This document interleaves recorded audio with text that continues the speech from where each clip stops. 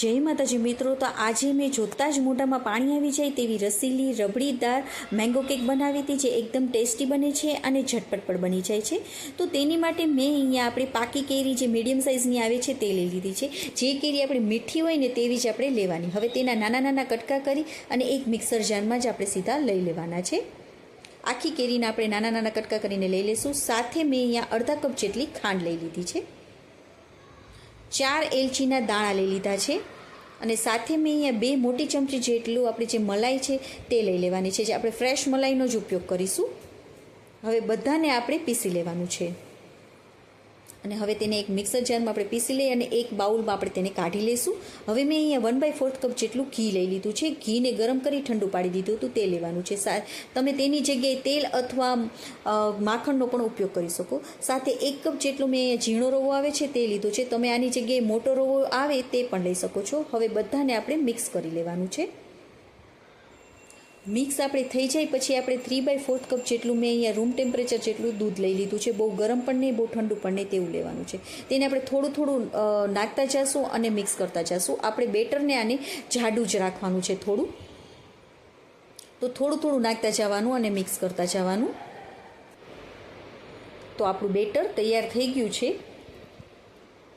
અને આપણે દૂધની આટલું દૂધ આપણું વધેલું છે। તો હવે બેટરને આપણે 30 મિનિટ માટે રેસ્ટ માટે મૂકી દઈશું, જેથી કરીને રવો આપણો એકદમ સરસ ફૂલી જાય, ત્યાં સુધી રબડી કરી લેવાની। તો 3 કપ જેટલું મેં અહીંયા દૂધ લઈ લીધું છે, ફૂલ ફેટ દૂધ જ લેવાનું, મલાઈવાળું દૂધ જ લેવાનું।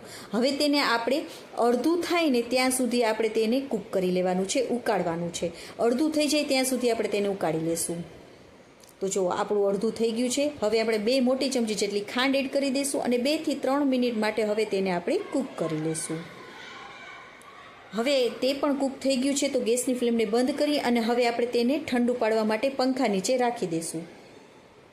હવે જે આપણે અહીંયા કોઈ પણ કેકના મોલ્ડનો ઉપયોગ નથી કર્યો, આમાં આપણે તવી આવી રીતે નોનસ્ટિક પેન આવે છે મારે તે લઈ લીધી છે। તમે આની જગ્યાએ તીનની અથવા સ્ટીલની પણ લઈ શકો। તો તેમાં જો તમારે બટર પેપર હોય તો તે રાખી દેવાનું, બટર પેપર ના હોય તો આવી રીતે ઘી અથવા તેલ લગાવી આવી રીતે કોરો લોટને આવી રીતે સ્પ્રિંકલ કરી દેવાનું, જેથી કરીને આપણી કેક જ્યારે બને ને ત્યારે તરત જ તેમાંથી નીકળી જશે।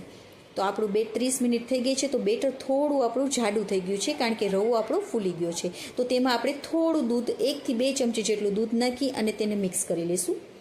આપણે બહુ પણ બેટર જાડું નથી રાખવાનું, તો આપણે આટલું જાડું રાખવાનું છે બેટરને, સીધું બધું સાથે જ પડી જાય છે એવું આપણે બેટરને રાખવાનું છે। તો હવે મેં અહીંયા બેકિંગ પાવડરનો ઉપયોગ કર્યો છે, તો 1 ચમચી જેટલું આપણે બેકિંગ પાવડર લઈ લેવાનું છે। જો તમારી પાસે બેકિંગ પાવડર ના હોય તો અડધી ચમચી જેટલું તમારે બેકિંગ સોડા લેવાનું અને 1 ચમચી જેટલું આપણે દૂધામાં નાખી અને બેકિંગ પાવડરને પણ આપણે એક્ટિવેટ કરી લઈશું। તો આપણે અહીંયા કુલ ટોટલ દૂધ મારે અડધા કપ જેટલું જ દૂધની જરૂર પડી છે। તો હવે આપણે બેકિંગ પાવડર નાખીએ તરત જ હવે તેને આપણે આમાં મોલ્ડમાં નાખી દેવાનું, જેથી કરીને આપણે આને રાહ નહીં જોવડાવવાની। બેકિંગ પાવડર નાખી પછી તરત જ આને આપણે નાખી દેવાનું, એકદમ સરસ રીતે ફેલાવી દેવાનું।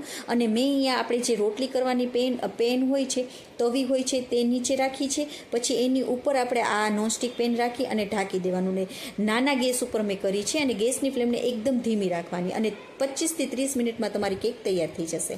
હવે રબડી ઠંડી પડી જાય પછી મેં એક કેરીને મિક્સરમાં પીસી લીધી હતી તે નાખી દઈશું અને સાથે એલચીનો અડધી ચમચી જેટલો એલચી પાવડર નાખી દઈશું। બધાને મિક્સ કરી લેશું।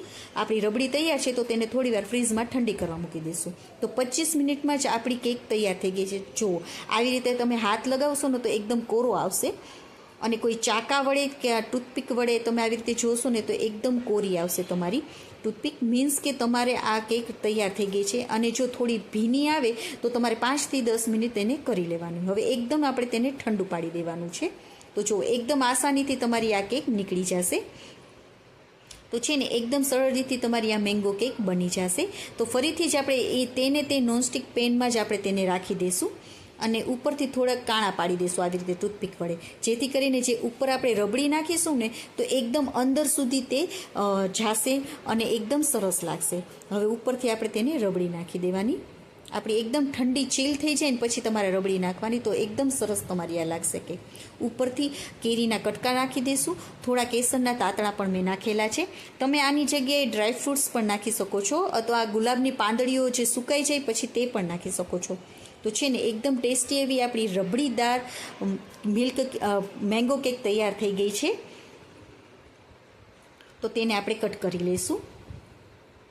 આપણે પિઝાના કેવી રીતે ભાગ હોય છે તેવી જ રીતે આપણે તેને કટ કરી લઈશું.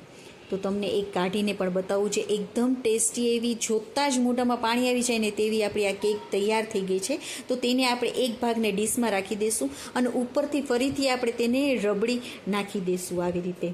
તો એકદમ રસીલી એવી આ તમારી કેક લાગશે, બધાને ખૂબ જ પસંદ આવશે. તો તમે પણ એકવાર જરૂરથી ટ્રાય કરજો. અને હા, જો તમને આ મારી રેસીપી ગમી હોય તો પ્લીઝ લાઇક કરજો અને મારી ચેનલમાં નવા હોય તો સબસ્ક્રાઈબ પણ કરજો.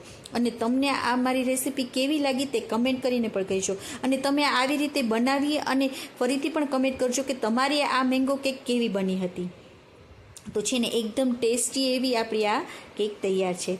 ઓકે ફ્રેન્ડ્સ, બાય, જય માતાજી.